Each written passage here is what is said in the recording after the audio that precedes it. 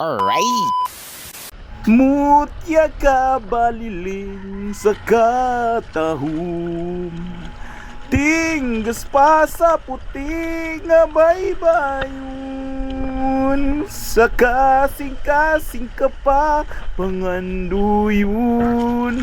perlas ka nga angay yudang kunul. Alright, kumusta mga Owl TV, no? Another day, another spearfishing day na naman tayo sa araw na to. So this time, ano lang po tayo, no? Quick morning dive.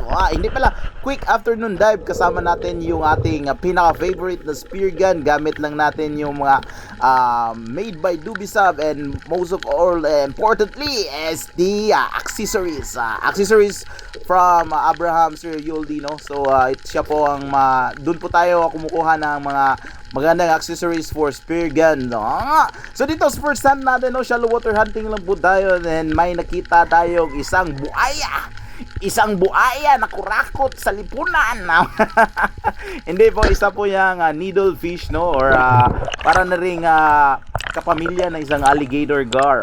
Kasi yung hugis ng kanyang bibig ay napakatalim at grabe yung talas. At syempre pag nakakuha ka ng ganito, dahan-dahan lang po nating i-retrieve, kasi pag nakagat tayo, agoy, babay wetsuit.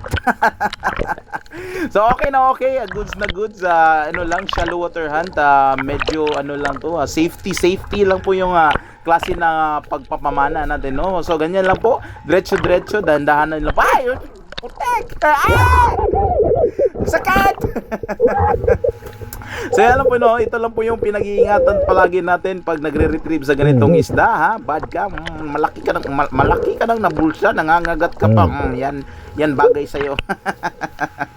So ito, tawag po natin to isang needle fish, or tinatawag natin sa local name sa Cebu na balo. So iwan ko kung anong pangalan sa isdang to sa mga lugar nyo, pero pag iba yung pangalan, paki-comment down below na lang po, and then see you next episode. Salamat sa panonood. Alright!